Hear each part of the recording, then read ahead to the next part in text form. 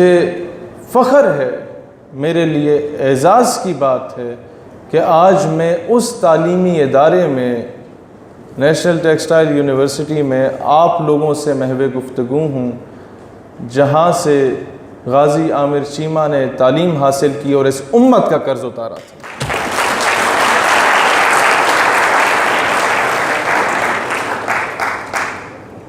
اب آتے ہیں حضرت اقبال رحمۃ اللہ علیہ کی طرف۔ ہمیں بچپن سے ہی اگر اقبال رحمۃ اللہ علیہ پڑھائے گئے تو یہ پڑھایا گیا ایک پہاڑ اور گلہری، ایک مکڑا اور مکھی، یا لب پہ آتی ہے دعا بن کے تمنا میری، اس سے بڑھ کے اقبال نہیں پڑھایا گیا۔ یہی وجہ ہوتی ہے کہ ہم نے قائد اعظم کو ایک وکیل اور علامہ اقبال کو ایک شاعر کی حد تک محدود کر کے رکھ دیا ہے۔ ہمیں ایسے اقبال سے غرض نہیں ہے کہ کہاں پیدا ہوئے، کہاں فوت ہوئے، کتنی شادیاں کیں، اعلیٰ تعلیم کہاں سے حاصل کی، پھر مرے کالج سیالکوٹ چلے گئے، پھر برطانیہ چلے گئے۔ ہمیں بتائیں حضرت اقبال کا نظریہ کیا تھا، ان کا اسپریچول ایلیمنٹ کیا تھا، جو خودی کا درس دیا وہ درس کیا تھا، جو عشق مصطفیٰ کی تڑپ بیدار کی وہ تڑپ کیا تھی۔ اور پھر جو مغرب سے آئیڈیلائز ہونے لگ جاتے ہیں ہمارے نوجوان، وہ مغرب سے آئیڈیلائز ہونا چھوڑ دیں۔ آپ کے کوئی کزن، کوئی چچا ماموں جب ملک سے باہر جاتے ہیں اور جب وہ واپس آتے ہیں برطانیہ یا امریکہ سے، تو آپ کا پورا خاندان اکٹھا ہو جاتا ہے کہ اچھا جی ادھر آپ نے کیا دیکھا، ادھر کی خوبصورتیاں کیسی تھیں، لوگ کتنے خوبصورت تھے، وہاں کی جو ٹرینز تھیں وہ کتنی بڑی بڑی تھیں، بلیٹ ٹرین تو فلاں ڈھمکاں، وہ کتنے زبردست علاقے تھے، آپ بڑے خوشی سے بتاتے ہیں۔ آج سے 100 سال پہلے جب انٹرنیٹ بھی نہیں تھا، جب آپ کا ٹیلی ویژن بھی نہیں تھا، اس دور میں شاذ و نادر کچھ لوگ جاتے تھے برطانیہ اعلیٰ تعلیم حاصل کرنے۔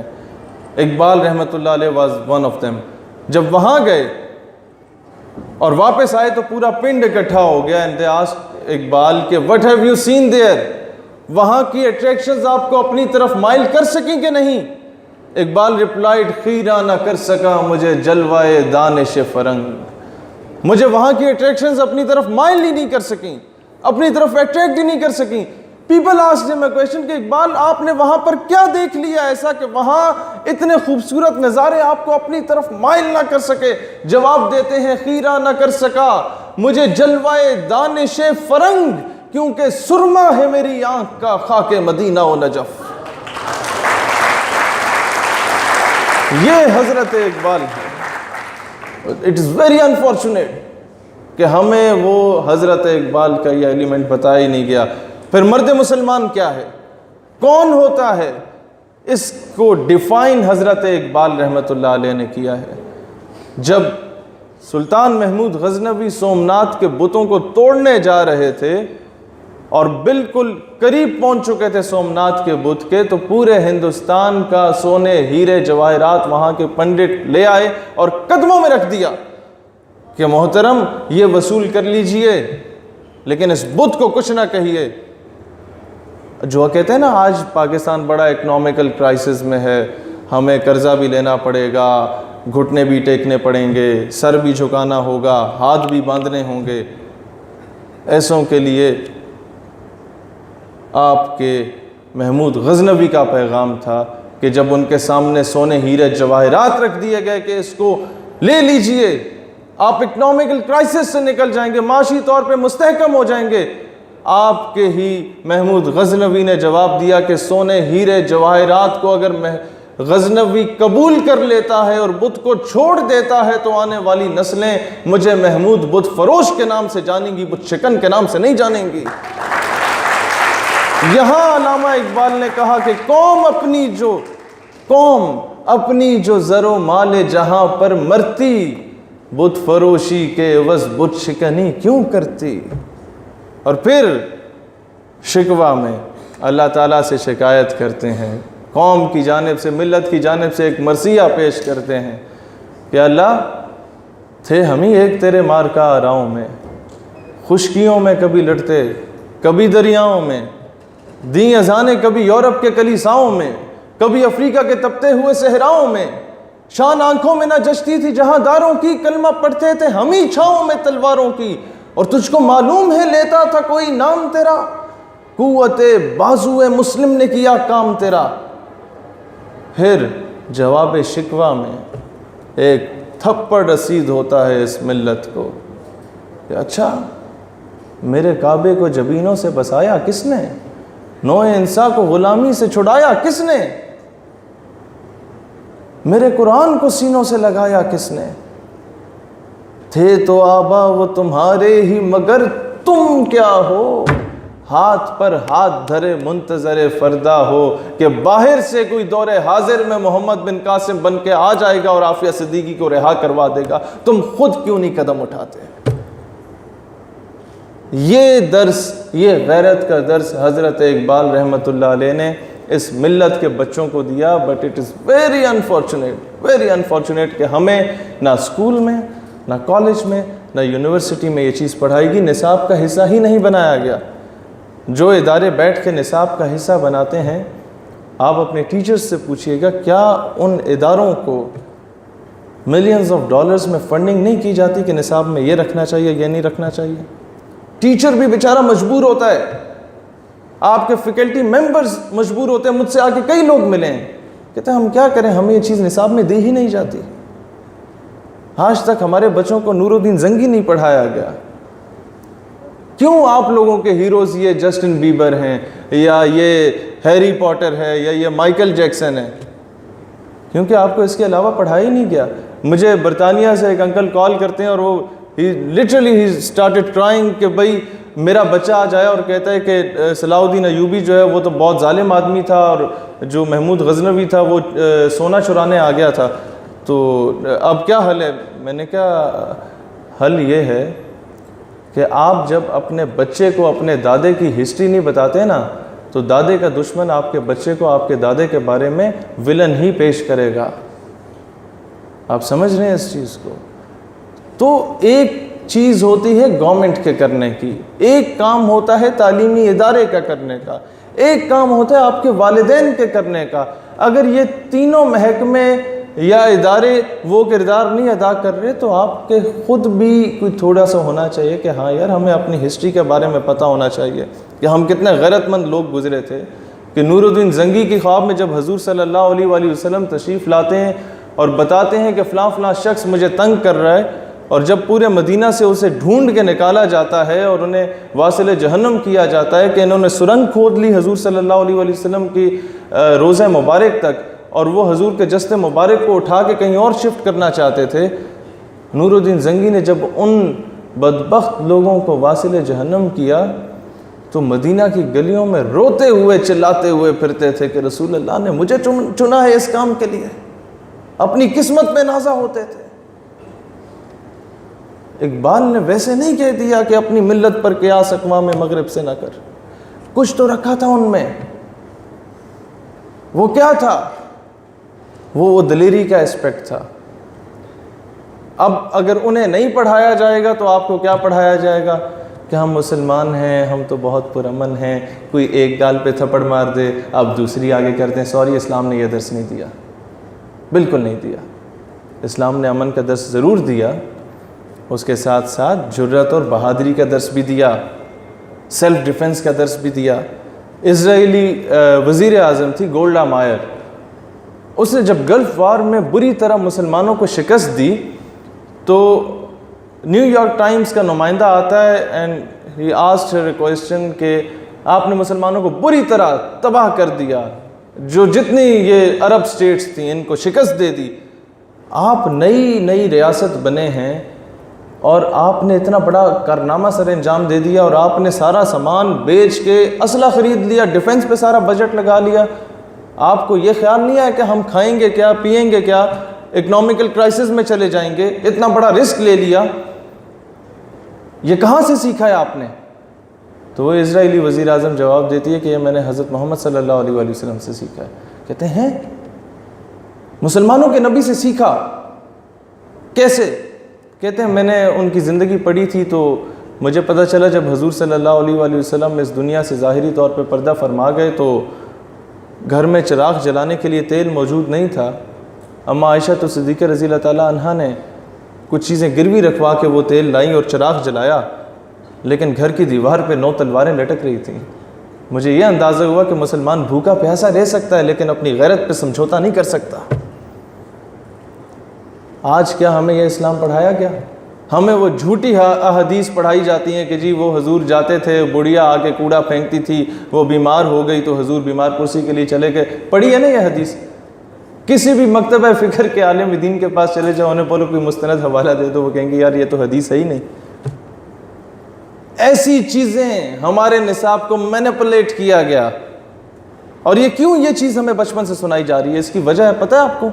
یہ اس لیے نہیں کہ بتایا جائے کہ حضور رحمت اللہ العالمین ہے, یہ اس لیے پڑھائی گئی بچپن سے خود سے حدیث بنا کے کہ کل کو کوئی شخص اٹھ کے جب حضور صلی اللہ علیہ وسلم کے خلاف کوئی بات کرتا ہے یا توہین آمیز الفاظ استعمال کرتا ہے اور آپ جا کے اس کے دستوں گریبان پکڑ لیتے ہیں تو آپ سے یہ کہا جائے گا نہیں جی حضور نے تو کوڑا پھینکنے والی کو معاف کر دیا تھا, تم کون ہوتے ہو؟ آپ سمجھ رہے ہیں؟ ایسا معاشرہ جہاں کوئی اپنے باپ کے بارے میں بات نہ برداشت کر سکے, اپنی والدہ کے بارے میں نہ کر سکے, تو وہ سستی کے بارے میں کیسے کر سکتا ہے جو غاروں میں جا کے اشک بہاتی تھی ہمارے لیے؟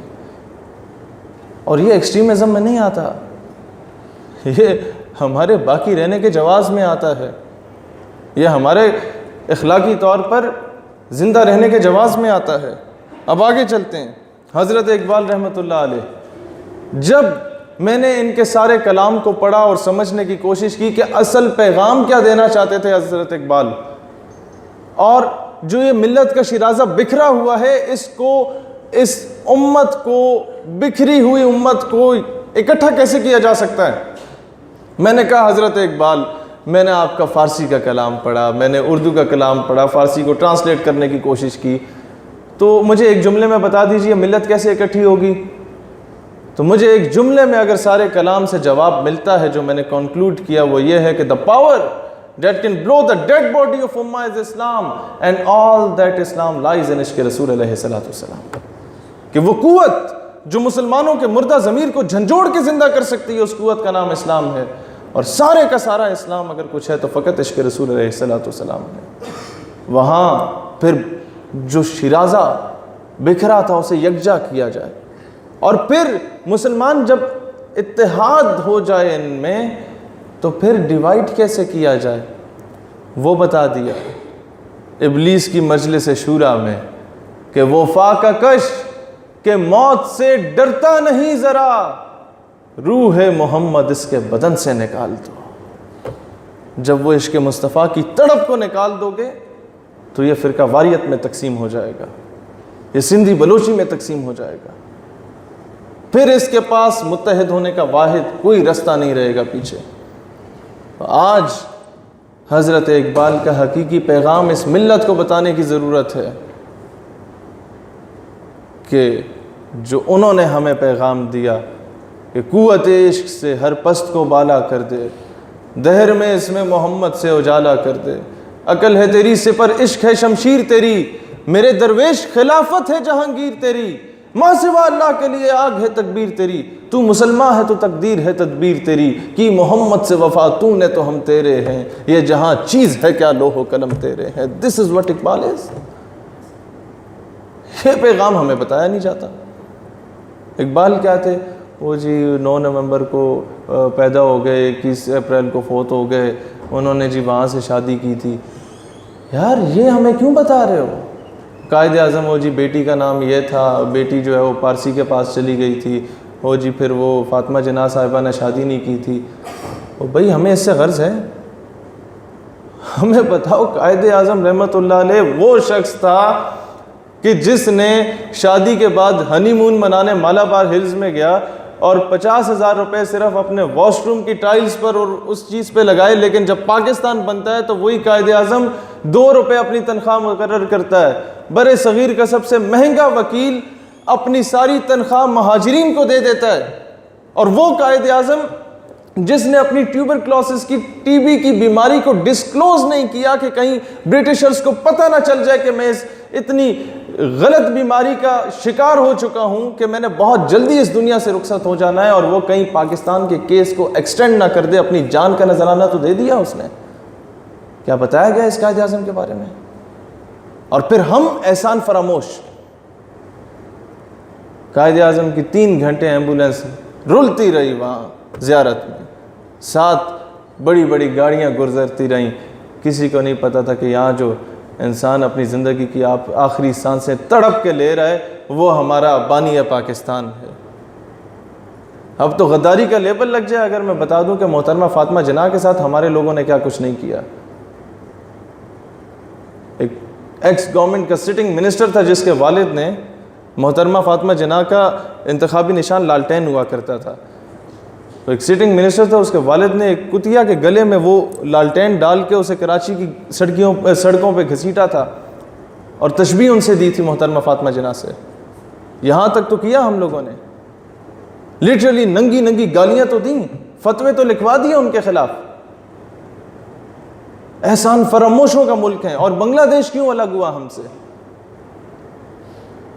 ایک تو ٹھیک ہے ان کے ٹیچرز ہندو تھے میجورٹی میں، جو غلط گائیڈ کرتے تھے، ایسٹ اور ویسٹرن پاکستان میں اختلافات پیدا کرتے تھے. یہ بات بھی درست ہے کہ مکتی باہنی کے غدار ہوں گے، یہ بات بھی درست ہے کہ انڈین ایلیمنٹ بہت زیادہ تھا بیچ میں. لیکن ایک سب سے بڑا ایلیمنٹ یہ تھا بنگلہ دیش کے الگ ہونے کا کہ بنگلہ دیش میں فاطمہ جناح الیکشن جیت چکی تھی اور اس جگہ پہ ہار چکی تھی ہمارے پاکستان میں. تو ان لوگوں نے کہا کہ وہ لوگ جو قائد اعظم کی بہن کے ساتھ سنسیئر نہیں ہو، ہمارے ساتھ کیسے سنسیئر ہو سکتے ہیں؟ اپنی ماضی کی غلطیوں سے سیکھو. دشمن کو لازمی کرٹیسائز کرنا چاہیے، لیکن پہلے یہ سیکھو کہ ہم لوگوں سے کیا غلطیاں ہوئیں. ہم نے احسان فراموشی کی، ہم نے بچوں کی وہ تربیت نہیں کی. میں ایک جگہ جا کے کہتا ہوں جی بچوں کی تربیت میں بہت زیادہ فقدان ہے، تو ایک بزرگ غصے میں آگے کہتے ہیں جی میں نے بڑی اچھی تربیت کی ہے بچے کی. میں نے کہا اچھا، پہلی کتاب کا پہلا سب سے پہلے کیا پڑھایا اس بچے کو کتاب پکڑا کے؟ وہ کہتے ہیں میں نے ABC پڑھائی. میں نے کہا دوسری کتاب اٹھائی تو کیا پڑھایا؟ کہتے ہیں میں نے الف بے پہ پڑھائی. میں نے کہا اس لیے میں کہتا ہوں تربیت کا فقدان ہے کہ کتاب کے تیسرے صفحے سے ABC اور الف بے پہ پڑھاتے ہو، یہ نہیں بتاتے کتاب کے پہلے صفحے پہ جس بابا جی کی تصویر بنی ہے ہو از ڈیٹ بابا جی. یہی وجہ ہے کہ بچہ جب کاپی پینسل اٹھاتا ہے تو اسی بابا جی کی داڑھی مونچھ بنانے لگ جاتا ہے. یہ تو احترام ہمیں سکھایا گیا اپنے لیڈرز کے بارے میں. اور یاد رکھیں، وہ جو قوم اپنے لیڈرز کا احترام کرنا نہیں جانتی وہ قوم کبھی بھی ترقی نہیں کر سکتی. وہ پھر ہمیشہ غیروں کے آگے کشکول لے کے پھرتی رہے گی. کبھی چائنا جائے گی، کبھی وہ امریکہ جائے گی، کبھی برطانیہ کے آگے جائے گی. اور وزیر اعظم کیا، ایک لوکل منسٹر کیا، اس کا سیکریٹری کیا، ایڈیشنل سیکریٹری بھی کبھی کبھار نہیں آئے گا آپ کے وزیر اعظم کو استقبال کرنے. کیوں؟ کیونکہ آپ نے قائد اعظم کے اصل پیغام کو ہی بھلا دیا. آپ نے حضرت اقبال کو کہا کہ وہ شاعر تھا، بس ٹھیک ہے، اس کے اصل پیغام کو ہم نے بھلا دیا. اور جب تک ہم لوگ یہ درس اپنے نسلوں میں انہیں گھول گھول کے نہیں پلائیں گے تب تک ہم لوگ ترقی نہیں کر سکتے. تب تک ہم وہ اسی فرقہ واریت کا شکار ہوں گے. اور اب میں آپ لوگوں کو ایک چیز بتانا چاہتا ہوں. مجھے بہت زیادہ شکایت ملتی ہے اپنے اس پنجاب کے علاقے سے، یہ پٹھانوں پہ لطیفے بنا رہے ہیں جی، مذاق کر رہے ہیں. یہاں پر مجھے پتہ چلا ہے کہ 50 کے قریب افغانی سٹوڈنٹس ہیں، 300-400 کے قریب پٹھان سٹوڈنٹس ہیں. آپ پنجابی ہو لیکن اس سے پہلے آپ مسلمان اور پاکستانی ہو. ان افغانیوں اور ان پٹھانوں کو اتنا پیار، اتنی محبت دیں، انہیں سینے سے لگائیں کہ یہ جا کے بتائیں کہ یہ وہ پنجاب نہیں ہے جس کا امیج وہاں پورٹرے کیا جا رہا ہے. تب پاکستان بنے گا. اب ہوتا کیا ہے آج بچہ، یہ سب سے امپورٹنٹ چیز ہے جو میں آپ کو ابھی بتانے جا رہا ہوں. آپ کے میڈیا پہ کوئی بندہ اینٹی امریکن گفتگو نہیں کر سکتا. He will be labeled as an extremist. But ہر کوئی ایرا خیرہ نتھو خیرہ وہ جو ہے وہ آ کے افغانستان کے خلاف بات کر لے گا، اسے اپریشیٹ کیا جائے گا. پھر وہ ایران کے خلاف بات کرے گا، he will be appreciated. پھر وہ سعودیہ کے خلاف بات کرے گا، he will be appreciated. یہ کیا نیریٹو بلڈ کیا جا رہا ہے؟ اب سنیں غور سے، یہ چیزیں ہم لوگ بتاتے نہیں ہیں، جذباتوں میں پڑ جاتے ہیں. یہ وہ نیریٹو بلڈ کیا جا رہا ہے جو کہ عراق اور کویت کی جنگ کروانے والا نیریٹو تھا. یہ وہ نیریٹو بلڈ کیا جا رہا ہے جو کہ آپ کے شام اور سعودیہ کی جنگ کرانے والا نیریٹو تھا. یہ وہ نیریٹو بلڈ کیا جا رہا ہے جو کہ عراق اور ایران کی جنگ کرانے والا نیریٹو تھا. اب یہ ڈیوائڈ اینڈ رول کی پالیسی کیا پالیسی ہوتی ہے کہ سب سے پہلے آپ اگر ایک گھر میں 4 ہیں اور آپ کے دشمن 3 ہیں تو وہ کبھی بھی آپ کو کانکر نہیں کر سکتے. وہ کیسے کانکر کرے گا؟ وہ ایسے کانکر کرے گا، آپ میں سے ایک کو بریلوی بنائے گا، ایک کو دیوبندی بنائے گا، ایک کو اہل حدیث بنائے گا، ایک کو شیعہ بنائے گا، پھر سب کی الگ الگ مساجد بنا دے گا، باری باری کر کے ایک ایک پہ حملہ کرے گا. پھر آپ بولیں گے نہیں we are proud to be a Muslim, ہم ایک ہیں. پھر وہ کیا کرے گا؟ ایک کو سندھی بنائے گا، ایک کو بلوچی بنائے گا، ایک کو پٹھان بنائے گا، ایک کو پنجابی بنائے گا، پھر تقسیم کرے گا. اور پھر آج جو یہ نیریٹو بلڈ کیا جا رہا ہے سوشل میڈیا پہ، آپ دیکھتے ہیں کہ کچھ پاکستانی اٹھ کے افغانستان کا جھنڈا جلا رہے ہیں، افغانی اٹھ کے وہ بیوقوف ان چیزوں میں آ کے وہ کاؤنٹر نیریٹو پہ ہمارے جھنڈے جلا رہے ہیں، اور پھر ہمارے بیوقوف اٹھ کے 10 جھنڈے افغانستان کے جلا رہے ہیں. ایک نفرت کا ایلیمنٹ بلڈ کیا جا رہا ہے. یاد رکھنا یہ باتیں پھر رو گے اگر اس چیز کو آج اس قوم نے نہ سمجھا. آپ کو افغانستان سے لڑوانے کی کوشش کی جا رہی ہے، پھر ایران آپ کا پڑوسی ہے، اس سے لڑوانے کی کوشش کی جائے گی. اور جب آپ مسلمان آپس میں لڑ کے کمزور ہو جاؤ گے نا، پھر خان بہادر امریکہ صاحب تشریف لائے گا امن کے قیام کے لیے، اور پھر وہ جب آپ کو چن چن کے مارے گا، امریکہ will never ask you a question کہ تاسو پختون دے یا پنجابیان دے، یا تم شیعہ ہو یا سنی ہو یا وہابی ہو. اسی لیے ہمیں اس نیریٹو کو ناکام بنانے کی اپنی کوشش کرنی ہے. ہمیں اقبال تو ان باؤنڈریز کے بھی خلاف تھے. وہ کہتے ہیں بتانے رنگ و بو کو چھوڑ کر ملت میں گم ہو جا، نہ تو رانی رہے باقی، نہ ایرانی نہ افغانی. کہ سب سے پہلے آپ کی ملت ہے، سب سے پہلے آپ کا مذہب ہے، اور اس کے بعد اگر کوئی چیز ہے جو عالم اسلام کی نمائندگی کر سکتی ہے، اس قوت کا نام پاکستان ہے.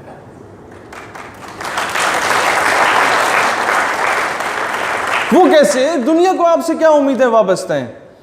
یہ تو ہم لوگ ہے نا جو اپنی اوقات جانتے ہیں. ہم جانتے ہیں کہ یار ہم لوگوں نے کتنی ظلم اور زیادتیاں کی ہیں اپنوں کے ساتھ ہی، لیکن دنیا میں کیا آپ سے امیدیں وابستہ ہیں؟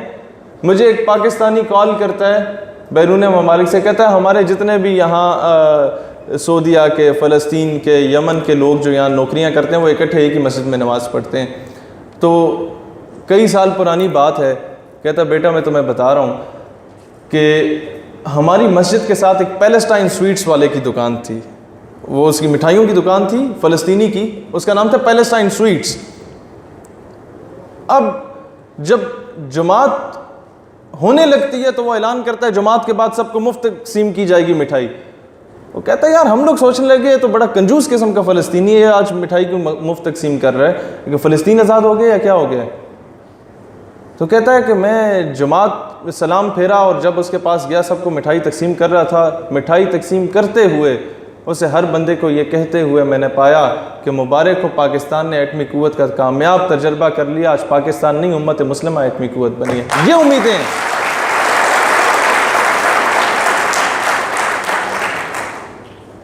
لیکن کیا ہم لوگ ایسی سچویشن میں ان امیدوں پر پورا اتر پائیں گے یا نہیں؟ پھر کیا امیدیں؟ فلسطینی بچہ جب آپ لوگ بنے تھے نا یہ ایٹمی قوت، تو یہ پاکستان نہیں بنا تھا، موروکو سے لے کے انڈونیشیا تک جشن منایا گیا. وہ فلسطینی بچہ ہاتھ میں کنکر اٹھاتا ہے اور اسرائیلی توپوں کی طرف اشارہ کر کے کہتا ہے do not look at the stone in my hand, look at the atom bomb in Pakistan. پھر کاش وہ جذبہ آج ہماری اس نسل میں بھی ہو، جو فلسطینی بچہ اٹھ کے بار بار کہتا ہے کہ نحنو ابناء المسلمین وکلنا الصلاح الدین، کہ ہم سب مسلمانوں کی اولاد ہیں اور ہم میں سے ایک ایک بچہ جو ہے وہ صلاح الدین ایوبی ہے. مجھے ایک چیز پہ ضرور، میں آپ کو ایک بات بتاتا ہوں بچہ، Do not rely on government. Do not rely on your forces. Do not rely on your judiciary. Army نے ٹھیکہ نہیں اٹھایا کہ سیلاب آئے تو وہاں بھی فوج بیچاری پہنچی ہوئی ہو, کسی کو تموڑی لڑ جائے وہاں بھی فوج پہنچی ہوئی ہو, کہیں زلزلہ آ جائے وہاں بھی فوج پہنچی ہوئی ہو. جہاں فوج کی ذمہ داری ہے کہ آپ کی بارڈرز پہ آپ کی رکھوالی کرے, فوج وہ پوری کر رہی ہے. آپ کی بھی ذمہ داری ہے کہ پاکستان کی نظریاتی صفوں کا دفاع کرو. At least make you self that sort of a person کہ نالج بیس آپ کا اتنا اسٹرانگ ہو کہ کل کو کسی دوسرے ملک میں جاؤ اور کوئی پوچھے کہ جی تو پاکستان تو آیا ہے, تو جواب میں یہ نہ بولو نہیں جی آئے ہم بنگالی آئے ہم انڈین پاکستانی تو نہیں ہیں. یہی ہوتا ہے نا, شرم کے مارے اپنے ملک کے بارے میں نہیں بتا سکتے. اس کی ایک وجہ بھی ہے, اس میں کوئی شک نہیں ہے کہ اس میں قصور ہمارے بڑوں کا ہے جو ہماری نمائندگی کرتے ہیں, اور اس سے بڑا قصور ہمارا ہے کہ ہم نے کبھی بندے کا پتر چنا ہی نہیں معذرت کے ساتھ, اور نہ ہی ہم نے کسی نئے بندے کو ایکسیپٹ کیا. اب میں آپ کو ایک مختصر لطیفہ سنا دیتا ہوں, آپ کو سارا وہ پس منظر سمجھ میں آ جائے گا.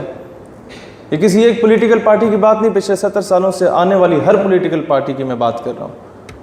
یہ چاند پر ایک اسپیس شپ جا رہی تھی. یہ لطیفہ ہے لیکن شاید آپ کو ہنسی نہ آئے, اگر سمجھ جائیں تو آنے والی نسلیں سنور جائیں گی. چاند پر ایک اسپیس شپ جا رہی تھی, اس میں 3-4 سائنٹسٹ تھے اور ایک ٹونی نام کا کتا موجود تھا. تو وہ خبر جب دنیا میں پھیلتی ہے کہ چاند پر انسان جا رہا ہے تو بہت جشن منایا جاتا ہے کہ یار انسان چاند پہ جا رہا ہے. تو یہ لیا بھکر میں ایک بابا تھا, وہ بدوائیں دینے لگ گیا کہ وہ اللہ کرے غرق ہو جائے, تباہ ہو جائے, چاند تے نہ پہنچے. لوگوں نے کہا بابا جی وہ جڑی اسپیس شپ ہے تہاڈی ہے؟ ہی ریپلائڈ نو میری تو نہیں ہے. اسے جڑا کتا جا رہا ہے وہ تہاڈا ہے؟ ہی ریپلائڈ نو میری نہیں ہے. اچھا جی اسے جڑا فیول پایا ہوا ہے وہ تہاڈا ہے؟ کہتا نہیں وہ فیول بھی میرا نہیں ہے. بابا جی تمہیں مسئلہ کی ہے؟ انسان ترقی کر رہا ہے, چاند پہ جا رہا ہے, ساتھ ایک کتے کو بھی لے کے جا رہا ہے, آپ کو کیا مسئلہ, آپ کو کیا تکلیف ہے؟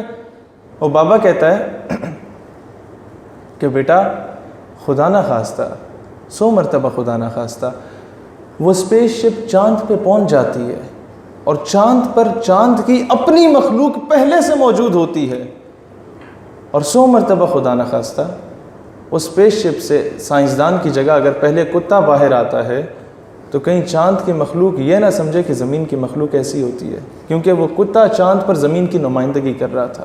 اپنے نمائندے اچھے چنا کریں, کہنے کا مطلب یہ ہے.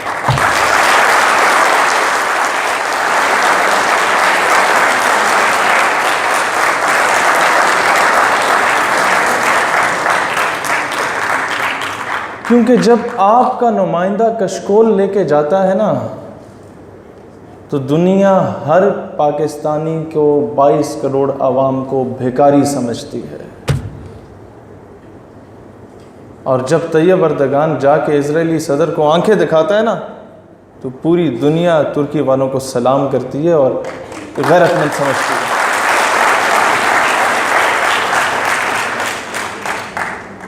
اچھا ہمارا جو سب سے بڑا المیہ ہے وہ یہی ہے کہ ہم لوگوں نے ہمیشہ برادری کو ترجیح دی, ملت کو ترجیح نہیں دی. اب ایک اور طرف آپ کو لے کے آنا چاہتا ہوں جو ہمارے ساتھ سب سے بڑا مسئلہ ہے, کیونکہ آپ لوگ نوجوان ہیں, سارے سوشل میڈیا پہ ہیں, سب کے فالوورز ہیں, 500-600 تو ہر بندے کے پاس بندہ ایڈ ہوتا ہے, اور نیریٹو قوم کا بلڈ آپ لوگ کرتے ہیں. اور ابھی جو دور حاضر میں حکومت ہے وہ فیصلے کرتی ہے سوشل میڈیا پہ دیکھ کے. تو آپ لوگ نیریٹو چینج کر سکتے ہیں, آپ لوگ اپنا کردار ادا کر سکتے ہیں. اقبال رحمۃ اللہ علیہ نے ویسے نہیں کہا کہ ہر فرد ہے ملت کے مقدر کا ستارہ, کوئی وجہ ہوگی اس کے پیچھے. اب آپ کیا کر سکتے ہیں؟ پہلی چیز تو آپ لوگوں نے یہ نیریٹو بلڈ کرنا ہے جو کہ بہت غلط چیز ہے اور ہم میں تفریق ڈال رہی ہے. جس طرح پہلے افغانستان کی بات کی, پھر پختون کی بات کی, اب تیسری بات میں کر رہا ہوں جو لفظ مہاجر یوز کیا جاتا ہے کراچی والوں کے لیے. اور مہاجر ہیں جی, پتہ نہیں کتھوں آگے, بہار تو اٹھ کے آگے نے پتہ نہیں کتھوں آگے تو قبضہ کر کے تو ہے. سمجھ رہے ہیں نا بیٹا؟ ایک بات یاد رکھنا, ہم اس پاکستان میں پیدا ہوئے, ہم اس پاکستان کے رہائشی ہیں, ہمیں یہ پاکستان پلیٹ میں رکھ کے دیا گیا. ہم پاکستانی ضرور ہیں لیکن ہم سے بڑا پاکستانی وہ ہے جو اپنا تن من دھن جان مال عزت آبرو سب کچھ قربان کر کے ہندوستان کو چھوڑ کے پاکستان آیا تھا جسے ہم مہاجر کہتے ہیں، وہ بڑا پاکستانی ہے. اس کے نام کے ساتھ مذاق نہ کرو، کیونکہ ہمارا سب سے بڑا قصور یہ ہے کہ ہم جس بندے کو پال پوس کے بڑا کرتے ہیں نا، آج یہ لوگ کیوں اینٹی اسٹیٹ ہو جاتے ہیں. جی ایم سید، جی ایس سندھ قومی محاذ بنانے والا شخص، he was the person who was among the founding members of Pakistan Muslim League, All India Muslim League. Pakistan بنانے والوں میں سے تھا، بعد میں سندھ کی آزادی کی بات کرنے لگ گیا. الطاف حسین اس دور میں پاکستانی پرچم یہ اٹھاتا تھا جب جی ایس سندھ قومی محاذ بنی تھی، وہ اینٹی اسٹیٹ ہو گیا. یہ کیوں ہوئے؟ فاٹا کے لوگ، منظور پشتین، یہ وہ لوگ تھے اس ایریا کے. جب کشمیر میں ہمارا پہلا chief of army staff he was انگریز، اور اس نے فوجیں بھیجنے سے انکار کر دیا تھا قائد اعظم کو، تو یہ فاٹا کے پٹھان تھے جنہوں نے آپ کو کشمیر آزاد کرا کے دیا تھا. آج کیوں غم و غصہ پایا جاتا ہے؟ میں ایک وجہ بتاتا ہوں انڈائریکٹلی، اگر اس کو سمجھ جائیں تو. جب باپ اپنے بچے کو 22-24 سال پال پوس کے بڑا کرتا ہے اور پھر اسے لات مار کے گھر سے نکال دیتا ہے، اور دشمن آپ کے باپ کا دشمن ہوتا ہے، پڑوسی جو ہے وہ آپ کے باپ کا دشمن ہوتا ہے، اور بچے کو اگر پڑوسی پناہ دے دیتا ہے تو بچہ پھر پڑوسی کی زبان بولتا ہے، باپ کی زبان نہیں بولتا. تو قصور بچے کا نہیں، باپ کا ہے. سمجھیں؟ سمجھ آئی آپ کو اس بات کی؟ ہم لوگوں نے جس کو بنایا اسے ڈس اون کیا. اب میں دوسری طرف آ کے بات بتاتا ہوں. کشمیر ایشو، کشمیریوں کی 98% 99% عوام تھی جو کہتی تھی کشمیر بنے گا پاکستان. آج وہ تعداد ہوگی 70-75%. باقی کہتے ہیں کشمیر بنے گا خود مختار. اور وہ کوئی پاکستان سے نفرت میں نہیں کہتے، یا ہندوستان سے محبت میں نہیں کہتے کہ ہم ایک علیحدہ ریاست بنائیں گے، نائدر پاکستان نار انڈیا. وہ ہماری غفلت کی وجہ سے کہتے ہیں. دل میں آج بھی ان کے تڑپ ہے پاکستان کے لیے، دل میں آج بھی ان کی عقیدت اور محبت ہے پاکستان کے لیے، اپنا بڑا بھائی مانتے ہیں پاکستان کو. لیکن وہ ریشو کم کیوں ہوئی؟ وہ ریشو اس لیے کم ہوئی کہ وہ لوگ جو بغیر تنخواہوں کے لیے شہادتیں دیتے تھے، بغیر تنخواہ کے شہادتیں دیتے تھے، اور کہتے تھے میں دفن کیا جاؤں تو پاکستانی پرچم میں دفن کیا جاؤں، ایسے لوگوں کو ہم نے دہشت گرد قرار دے دیا انٹرنیشنل پریشر میں آ کے.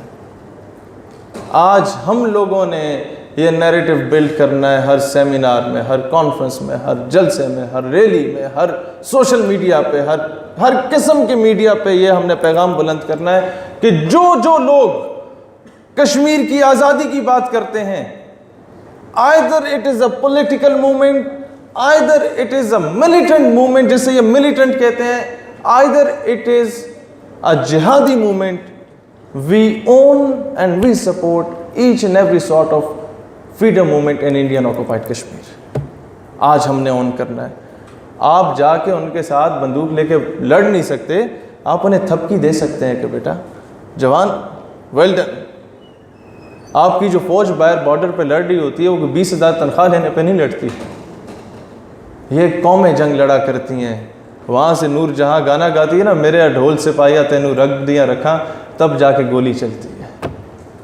وہاں سے نعرہ تکبیر بلند ہوتا ہے نا، قوم مرال ہائی کرتی ہے فوج کا، تب جا کے وہ کوئی انڈیا کے خلاف بات کرتے ہیں. نعرہ تکبیر کی قوت کو نکال دو نا، پیچھے فوج نہیں رہے گی. یہ نظریے سے جنگیں لڑی جاتی ہیں، قومیں جنگیں لڑتی ہیں. اسی طریقے سے وہ کشمیری مجاہدین جو شہادتیں دے رہے ہیں انڈین آکوپائڈ کشمیر میں، 7 لاکھ کی ہندوستانی فوج جو کشمیر میں ڈپلوائے کی گئی ہے اس کے خلاف لڑ رہے ہیں. ہم جب انہیں کہیں گے نا کہ ویل ڈن، زبردست کام کر رہے ہو، تو کم از کم ان میں حوصلہ آئے گا، تب وہ جنگ لڑنا شروع ہوں گے. اتنا تو کر سکتے ہیں نا. This is the least what we can do for our nation. اب آگے چلتے ہیں. ہم نے بات ہوئی کشمیر ایشو پر. یہ بات ساری خون سے ہی ریلیٹڈ ہے، خون کا عطیہ کرنا. وہ خون کا عطیہ کر رہے ہیں کشمیر کے لیے. ہم تو بہت چھوٹا عطیہ کرتے ہیں کہ چاچے کا پتر بیمار ہو گیا، بلڈ ڈونیٹ کر دو. خون کا عطیہ ہمارے ملک کے لیے آپ کے قائد اعظم نے کیا، محترمہ فاطمہ جناح نے کیا، ہم نے ان کی قدر کرنی ہے۔ خون کا عطیہ آپ کے عامر شیما شہید نے کیا، ہمیں اس کی قدر کرنی ہے۔ اور اب ہم کیا کردار ادا کر سکتے ہیں؟ تو بچہ ہم نے یہ کردار ادا کرنا ہے کہ قوم کی تربیت کرنی ہے۔ تربیت میں کیا کرنا ہے؟ جو میری بہنیں ادھر بیٹھی ہیں، آپ نے بتانا ہے کہ جناب میڈیا ایک نہیں لاکھ مرتبہ جا کے کسی کو رول ماڈل بنائے۔ قوم کی بیٹی ملالہ نہیں ہو سکتی، ڈاکٹر عافیہ صدیقی ہو سکتی ہے۔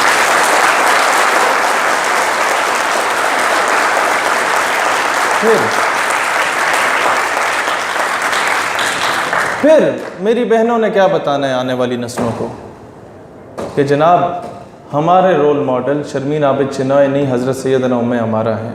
اچھا وہ کیسے ہیں؟ اب میں آپ کو بتاتا ہوں خون کا عطیہ اصل میں ہوتا کیا ہے۔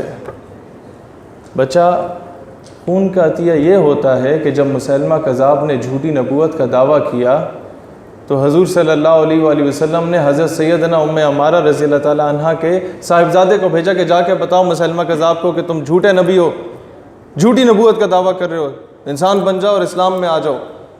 تو وہ جب حضرت ام عمارہ کا بیٹا گیا، بہت غور سے سننا، آخری ایک جملہ ہوگا جو قابل غور ہوگا صرف۔ حضرت ام عمارہ کے صاحبزادے جاتے ہیں اور جا کے کہتے ہیں مسیلمہ کذاب سے تم جھوٹے نبی ہو، بندے کے پتر بنو اور اسلام میں آ جاؤ۔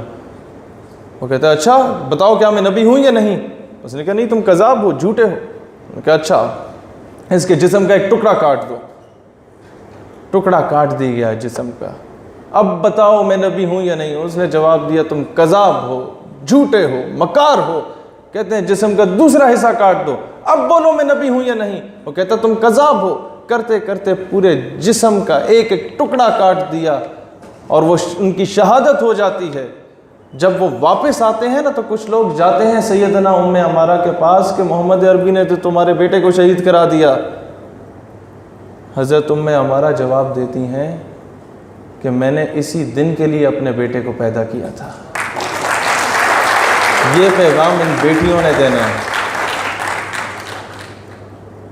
کہ وہ لاہور میں جب 1950 کی دہائی میں پہلی بار ختم نبوت کی تحریک چلی تھی، غالباً 1954 میں، دین 1970s میں چلی، تو وہ ایک بارات جا رہی تھی تو اچانک فائرنگ کی آواز آتی ہے۔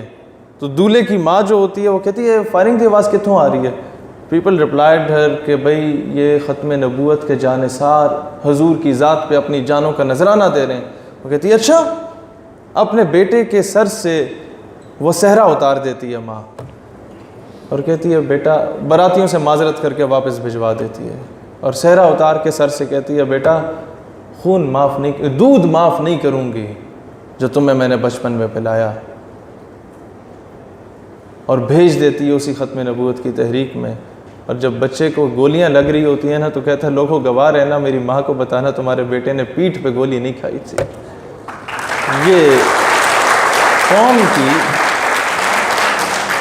یہ قوم کی تربیت یہ مائیں کرتی ہیں۔ اس دور میں ماؤں بہنوں بیٹیوں نے اپنے زیورات بیچے تھے اور مسلم لیگ کو دیے تھے پاکستان بنانے کے لیے، اور اس ماؤں بہنوں بیٹیوں کا قرض ہے آپ پہ، جو کہتے ہیں نا 16 سال نوکری وہ تعلیم حاصل کریں گے بعد نوکر بن جاؤں گے۔ بچوں آپ لوگوں پہ قرض ہے، اس بہن کا قرض ہے کہ کوئی میرے جب یہ سوشل میڈیا پہ ویڈیوز وائرل ہوتی تھی تو کئی لوگ اپروچ کرتے تھے۔ کویت سے ایک انکل خاص صرف ایک واقعہ سنانے آیا، میں کہ وہ بہت کوئی ہمارا بیوروکریٹ رہا تھا پاکستان کا، اور بیوروکریٹس میں نے بہت کم دیکھے ہیں جو کہ واقعی قوم کے ساتھ سنسیئر بھی رہے ہیں اور انہوں نے حق حلال کی کمائی کی۔ He was among those. وہ کویت سے خاص آیا پاکستان اور ایک بات بتانے آیا کہ بیٹا تمہیں میں دیکھتا ہوں بہت ہواؤں میں ہو اور لوگ تمہیں پسند کرنا شروع ہو گئے ہیں، تو ایک واقعہ بتانے آیا ہوں۔ میں نے کہا اس وجہ سے آپ آئے ہیں؟ اور وہ فیملی اس کی ساری کویت میں تھی، صرف مجھے ملنے آیا۔ واقعہ کیا تھا؟ وہ کہتا بیٹا جب پاکستان بن رہا تھا نا تو ایک بوڑھا باپ اپنی جوان بیٹی کے ساتھ آ رہا تھا، تو کچھ سکھوں نے اور ہندوؤں نے ان کو گھیر لیا، باپ کے ہاتھ اور پاؤں کو باندھ دیا، رسیوں سے جکڑ دیا، اور اس کے سامنے اس کی جوان بیٹی کا ریپ کیا گیا، اور اس کے جسم کے ٹکڑوں کو جب کاٹا نا، وہ چھاتی کاٹ کے اس کے باپ کی گود میں پھینکا گیا بیٹی کو، تو بیٹی آخری سانسیں لے رہی تھی اور کہہ رہی تھی ابا پاکستان کو میرا سلام دینا۔ میں نے کہا انکل یہ بات آپ فون پہ بھی بتا سکتے تھے۔ کہتے نہیں بیٹا میں نے تمہیں یہاں آ کے بتانے کا مقصد یہ ہے کہ کل کو کسی مقام پہ پہنچے تو اپنے ملک کی عزت اور غیرت کو بیچنا نہیں ہے۔ بیٹا یہ پیغام میں آپ کو دینے آ رہا ہوں کہ مستقبل میں اگر کسی مقام پہ پہنچے اور تمہیں کوئی کمیشن دے رہا ہو کہ یہ ٹھیکہ مجھے دے دو، تو اس سے پہلے یہ دیکھ لینا کہ اس بہن کا بھی کوئی قرض ہے، اس سے پہلے دیکھ لینا کہ وہ اس ماں کا بھی کوئی قرض ہے جو ہمارا فوجی جوان جو ہے وہ بارڈر کراس کر گیا تھا غلطی سے، تو اسے پکڑ لیا ادھر کے لوگوں نے، مقامی لوگوں نے، اور ایک سکھوں کے گھر میں رکھ دیا باندھ کے، اور کہا کہ جی صبح ایسے حوالے کریں گے انڈین آرمی کے۔ ایک بوڑھی ماں آتی ہے اور وہ بڑا آ کے نا غصے سے اسے دیکھتی ہے کھڑکی سے، پھر چلی جاتی ہے، پھر آتی ہے غصے سے دیکھتی ہے چلی جاتی ہے، کچھ نہیں بولتی، پھر غصے سے دیکھتی ہے۔ بچہ کہتا ہے ماں جی تو انہوں کی تکلیف ہے۔ اس نے کہا پاکستان اس لیے میں نے بنایا تھا اور ہم لوگوں نے بنایا تھا کہ تم سمگلنگ کرو۔ اس نے کہا اس جوان پہ سمگلنگ کا الزام لگا دیا۔ انڈیا اسی طرح کرتا ہے نا، قیدیوں کو مار کے کہتا ہے اس نے خودکشی کر لی، اب اس جوان پہ سمگلنگ کا الزام لگا دیا۔ اس نے کہا ماں جی اول تو میں سمگلر نہیں ہوں، غلطی سے بارڈر کراس کر رہا تھا ادھر پیرا دیتے ہوئے، تو انہوں نے پکڑ لیا۔ اور دوسری بات پاکستان آپ نے کیسے بنایا؟ آپ تو سکھ ہیں، سکھوں کے گھر میں رہ رہی ہیں۔ ماں جواب دیتی ہے کہ بیٹا مجھ جیسی کئی سکھ عورتیں ہیں جنہیں سکھ بن کے رہنا پڑتا ہے، جنہیں آزادی کے وقت قید کر لیا گیا تھا، لیکن آج بھی میرے بچے بیمار ہوتے ہیں، اول و آخر درود شریف پڑھ کے میں صرف پاکستان کے نام کا ہی ورد کر کے پھونکتی ہوں تو اللہ شفا دیتا ہے۔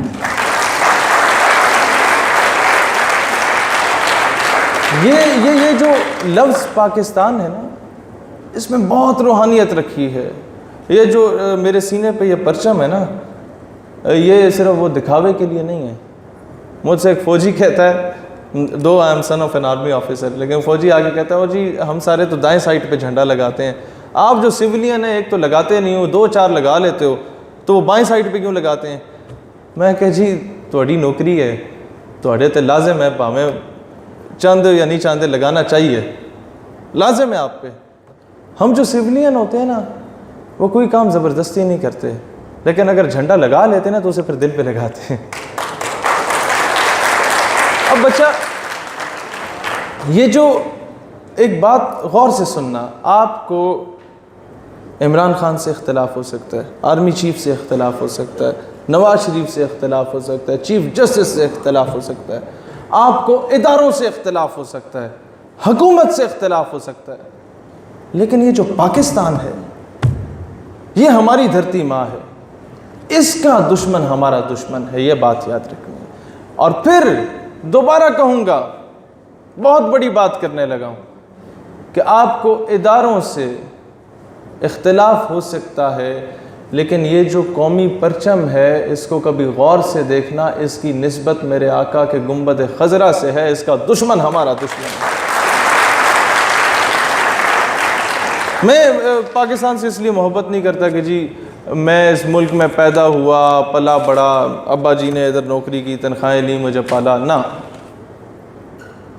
ہو بھلا کوئی بیوقوف ہوگا اس وجہ سے محبت کرتا ہو جی میں اتنے پیدا ہوا تو میرا ملک ہے میں محبت کرتا ہوں، بہت بیوقوف لوگ ہوتے ہیں وہ۔ میں پاکستان سے نسبت کی بنیاد پہ محبت کرتا ہوں کہ it is the only country, the only homeland after Medina Pak which was made on the name of Islam۔ اس بیس پہ محبت ہے اس ملک سے۔ اور بچہ ایک چیز یاد رکھنا، پاکستان سے محبت میں اکثر کہتا ہوں دراصل اسلام سے محبت ہے، اگر اسے صحیح طریقے سے سمجھا جائے۔ اس پہ بڑی دنیا کو امیدیں وابستہ ہیں، اور یہ جو ہمارے نوجوان مایوس ہو کے پوچھ رہے ہوتے ہیں نا جی ہن شہیر بھائی کی بنے گا، when I was in matric میں اکثر جنرل حمید گل کے پاس جاتا تھا اور بڑے پریشانی کے عالم میں سوال کرتا رہتا تھا، وہ ہنس کے ٹال دیتے تھے کہ بچہ یار، لیکن کبھی کبھار وہ جواب بھی صحیح طریقے سے دیتے تھے، یار اس نے کوئی سینسیبل سوال کیا۔ اب مسئلہ کیا تھا کہ ڈرون سٹرائکس ہو رہی تھی پاکستان پر، اب میں آپ کو بتا رہا ہوں مایوسی سے کیسے نکلا جائے، اور اینڈ اقبال پہ کروں گا کہ انہوں نے کیا پیغام دیا۔ I asked him a question کہ جنرل صاحب مجھے یہ بتائیں کہ جو صورتحال ہے ہم غلام بن گئے ہیں مغرب کے، اب کیا ہوگا؟ کہتے ہیں بیٹا مورخ لکھتا ہے کہ پاکستان نے امریکہ کی مدد سے روس کو شکست دی. میں نے کہا وہ گل ٹھیک ہے, واٹ ول ہیپن نیکسٹ, آگے کی ہو رہا ہے. کہتے ہیں بیٹا شاید میں زندہ رہوں یا نہ رہوں, لیکن تم لوگ دیکھو گے کہ مورخ یہ لکھنے پہ مجبور ہو جائے گا کہ پاکستان نے امریکہ کی مدد سے امریکہ کو شکست دی, اور آج امریکہ گھٹنے ٹیک چکا ہے. کل وہ افغانیوں کو گھسیٹ رہا تھا, آج افغانی اسے گھسیٹ رہے ہیں. اور ہم تھوڑی سی غیرت دکھا دیتے نا تو آج ہمارا یہ حال نہ ہوتا. میں ہر جگہ جا کے جہاں پر اس طرح کے آفیسرز ہوتے ہیں میں ان کے سامنے گلہ کرتا ہوں کہ جس دن پہلا ڈرون اٹیک فاٹا پہ کیا گیا تھا نا, غیرت مند بنتے اسی دن نیٹو کی سپلائی کو روک کے ان کے کنٹینرز کو آگ لگا دیتے تو دنیا ہمیں بغیرت نہ کہتی. جس دن انڈیا نے انٹرنیشنل کورٹ میں جا کے کلبھوشن یادو کے نام پہ وہ سٹے آرڈر لے لیا, اس فیصلے کو جوتے کی نوک پہ رکھتے اور اے پی ایس پشاور کے سامنے اسے پھانسی کے پھندے پہ لٹکاتے تو دنیا ہمیں غیرت مند سمجھتی. یا جس دن آپ کے نقیب اللہ محسود کو شہید کیا گیا, اس سے اگلے دن ہی اس کے قاتلوں کو کیفر کردار تک پہنچا دیا جاتا تو آج خیبر پختونخوا کا یہ حال نہ ہوتا. ہم نے وقت پہ انصاف نہیں دیا, ہم نے دوہرا معیار رکھا انصاف کا. اور پھر ہم نے کیا کیا کہ ایک عام غریب کا بچہ اٹھ کے اگر اختلاف کرتا ہے کسی ادارے سے تو ہم اس سے غداری کا لیبل لگاتے ہیں. لیکن سٹنگ منسٹر شیریں مزاری صاحبہ کی صاحبزادی اٹھ کے جب یہ نعرہ لگاتی ہے کہ جی یہ جو دہشت گردی ہے اس کے پیچھے وردی ہے, اسے کوئی کچھ نہیں کہتا. جس دن وزیر کے بیٹے یا بیٹی کے جرم پر اسے سزا دی جائے گی اس دن ہم کہہ سکیں گے یہ ریاست مدینہ والا نیا پاکستان ہے. اللہ تعالیٰ اسلام اور پاکستان کا حامی و ناصر ہو. پاکستان ہمیشہ زندہ باد.